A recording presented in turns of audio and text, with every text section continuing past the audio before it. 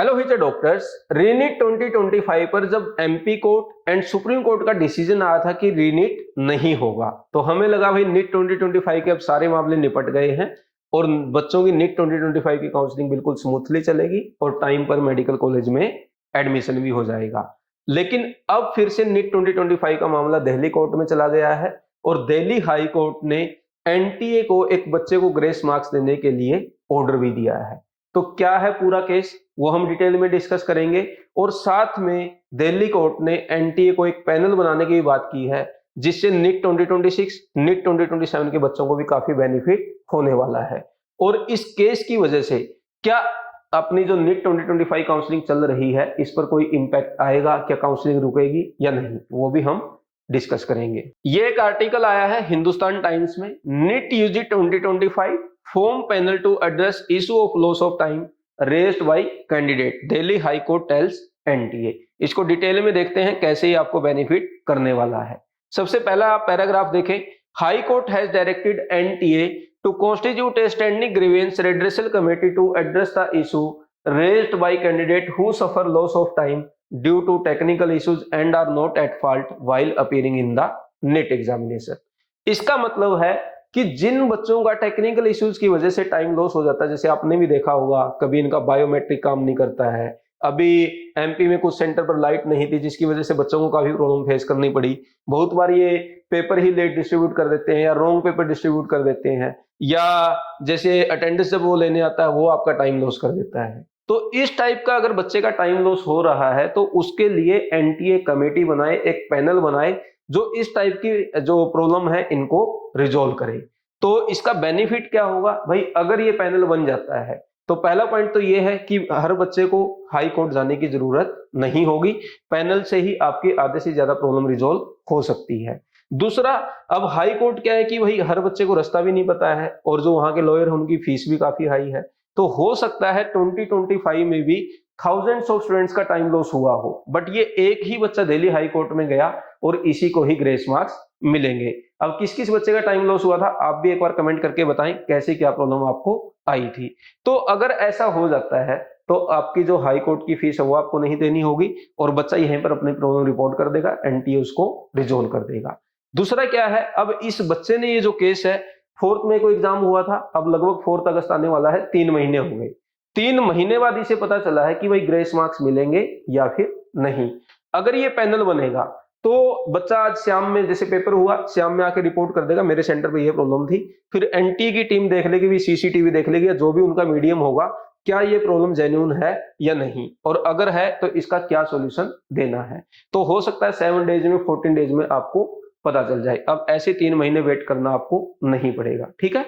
तो ये होगा, ये भी आपको बेनिफिट होने वाला है। दूसरा, यहाँ पर हाईकोर्ट ने ये भी बोला भाई हम सीसीटीवी बैठने नहीं देखे, हमारा भी बहुत सारा टाइम वेस्ट हो जाता है और ऐसे इंडिविजुअल केसेस आते हैं, तो बेटर है आप अपनी कमेटी बना लें जो ट्रांसपेरेंट एंड फेयर मैनर में काम करे। और साथ में इन्होंने ये भी बोल दिया कि while guaranteeing liberty to the standing committee to devise a formula more suitable for the examination, मतलब ये कमेटी एक ऐसा फार्मूला भी बनाए जो एग्जाम के लिए सुटेबल हो और हर बच्चे को एक फेयर एंड ट्रांसपेरेंट मैनर में प्रॉब्लम का सॉल्यूशन मिले।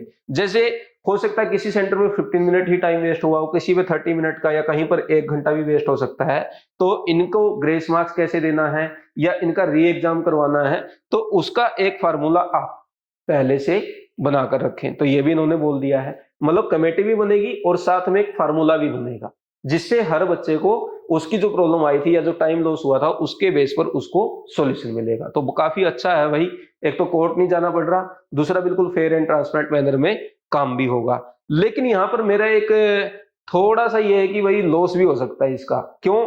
क्योंकि ये भी एक रास्ता बन सकता है, जैसे अभी जो फ्रॉड होते हैं एनटीए में कि कभी वहां पर पेपर लीक हो गया, कभी बच्चों की ओएमआर में मतलब मार्किंग करी गई है, मतलब स्कोर बढ़ा दिया गया, तो अगर इस टाइप की कमेटी बन गई और वहां पर अगर कोई लूप होल का बेनिफिट उठाने लगा कि एनटीए को ब्राइब दे दो और यहीं से बच्चों के मार्क्स इंक्रीज करवा लो, क्योंकि कौन देखने जा रहा है। मान लो तमिलनाडु में किसी बच्चे ने बोला कि मेरे यहाँ पर टाइम लॉस हुआ, तो एमपी वाले बच्चे को थोड़ी ना पता है, तो ये एक थोड़ा सा लॉस भी बच्चों को कर सकता है कि ये भी एक पेपर लीकेज टाइप की प्रॉब्लम क्रिएट कर सकता है। मतलब कि भाई डायरेक्ट ही कंपनसेटरी मार्क्स दे दो, जैसे अभी 2024 में हुआ था, कितने 1563 बच्चे थे जिनको कंपनसेटरी दे रखा था और उसकी वजह से 67 स्टूडेंट चले गए थे 720 आउट ऑफ 720। तो इस टाइप का मीडियम भी ये बन सकता है, तो वो एक थोड़ा ड्रॉबैक भी हो सकता है। नेक्स्ट, इट में भी ऑब्जर्व, ये उन्होंने वही बोला, हमारे पास बहुत सारे केस आते हैं।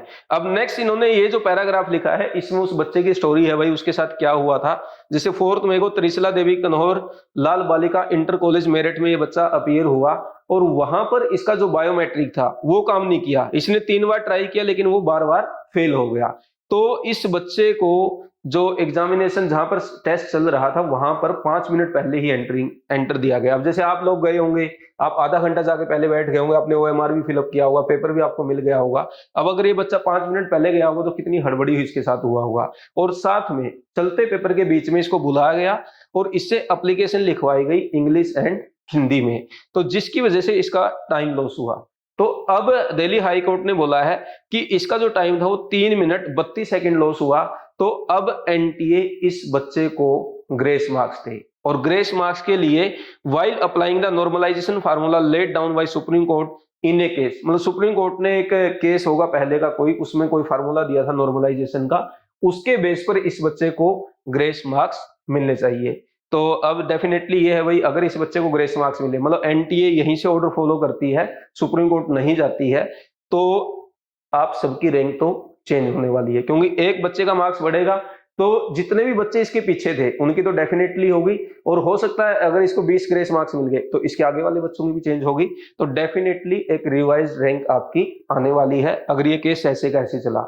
और अगर NTA चली गई सुप्रीम कोर्ट तो फिर सुप्रीम कोर्ट क्या डिसीजन देता है उसके बेस पर ही आगे का चलेगा। ठीक है, नेक्स्ट ये जो पैराग्राफ है ये काफी इंपॉर्टेंट है। जो बच्चे ये वेट कर रहे हैं भाई नीट 2025 काउंसलिंग में हमारा क्या होगा sir, it is made clear that on the basis of revised score and rank the petitioner shall be eligible to participate in the remaining counseling and it shall not affect the seat already allocated। तो यहां से एक point बिल्कुल clear है कि भाई court ने पहले ही बोल दिया है कि आप जो भी जैसे भी इसको ग्रेस मार्क्स दें, जो भी इसकी रिवाइज्ड रैंक बने, इसको फ्यूचर की काउंसलिंग में पार्टिसिपेट करने का मौका मिले। और साथ में अगर पहले से काउंसलिंग हो चुकी, जैसे अभी आपकी चल रही है, आपका मतलब फर्स्ट राउंड तो ऑलमोस्ट कंप्लीट होने वाला है MCC का, अगर पहले की सीट जो एलोकेट हो चुकी है उस पर कोई इंपैक्ट इसका नहीं आना चाहिए। मतलब अगर अब रिवाइज्ड रैंक भी आता है, रिवाइज सब कुछ हो भी जाता है, अगर राउंड 1 की सीट एलोकेट हो चुकी है वो अब रिवर्स नहीं होगी। तो ये अच्छी बात हमारे लिए है कि इसकी वजह से नीट 2025 काउंसलिंग पर कोई भी इंपैक्ट नहीं आने वाला, चाहे वो MCC की हो चाहे वो स्टेट कोटा की हो। ठीक है भाई, तो ये हो गया हमारा point. All the candidate stand on equitable when they have been given the same amount of time for the candidate must utilize the same head पर ये तो अच्छा। एक आर्टिकल में मैंने ये भी देखा था कि इसको 5 डेज का टाइम दिया है NTA को कि 5 दिन में ये सब कुछ आप तैयार करके दे दे। तो अब मैं एक बार समरी बता देता हूं। पहला, ये जो केस हुआ, दिल्ली हाई कोर्ट ने इस बच्चे को NTA को बोल दिया है कि ग्रेस मार्क्स दिया जाए, फार्मूला फॉलो किया जाए सुप्रीम कोर्ट में जो नॉर्मलाइजेशन का है। दूसरा, इन्होंने बोला है कि जो भी इसकी रिवाइज रैंक आएगी उसी के बेस पर ये रिमेनिंग काउंसलिंग में पार्टिसिपेट करेगा। अगर पहले से कोई काउंसलिंग ऑलरेडी हो चुकी है उस पर कोई इंपैक्ट नहीं आना चाहिए, वो सीट एलोकेट हो चुकी है तो वो एज इट इज रहेंगी, तो काउंसलिंग पर इसका कोई भी इंपैक्ट नहीं पड़ने वाला। तीसरा है, जो इन्होंने पैनल बनाने की बात की है, अगर ऐसा पैनल बन जाता है, हर साल हम देखते हैं किसी बच्चे का बायोमेट्रिक काम नहीं किया, कहीं पर लाइट की प्रॉब्लम आ गई, कहीं पर जब अटेंडेंस लेने आया तो उसका टाइम लॉस कर दिया। तो अगर पैनल बन जाएगा तो आपको बार बार कोर्ट के चक्कर काटने की जरूरत नहीं पड़ेगी। जो बच्चे नीट 2026 नीट 2027 एग्जाम देंगे तो NTA ही आपको सॉल्यूशन बनाकर देगा, आपकी प्रॉब्लम को NTA ही रिजोल्व करेगा, तो कोर्ट नहीं जाना पड़ेगा, तो हमारे पैसे भी नहीं लगेंगे। तो ओवरऑल ये समरी है, काफी अच्छी न्यूज है, एटलीस्ट जो बच्चे फ्यूचर में अपना नीट 2026 और 2027 एग्जाम देंगे। तो उम्मीद करेंगे भाई NTA ऐसा पैनल जल्दी से जल्दी बना दें ताकि बच्चों की प्रॉब्लम यहीं पर रिजोल्व होती रहे। अब जो बच्चे नीट 2026 में या नीट 2027 में एग्जाम देने वाले हैं, BYH क्लासेस मोबाइल ऐप पर ये बीट 2026 आ चुकी है, best NCERT based test series for NEET 2026। इसका कंटेंट भी आप यहाँ से देख सकते हैं, जिसमें आपको यूनिट वाइज रिवीजन टेस्ट, आपके मेजर टेस्ट सब कुछ मिलने वाला है। यहाँ पर इसका अभी एक सैंपल पेपर भी अपलोडेड है, आप BYH की ऐप डाउनलोड करके इसे देख सकते हैं। दूसरा, यहाँ पर आपके लिए शेड्यूल भी हमने ऑलरेडी अपलोड कर रखा है, वो भी आप चेक कर सकते हैं।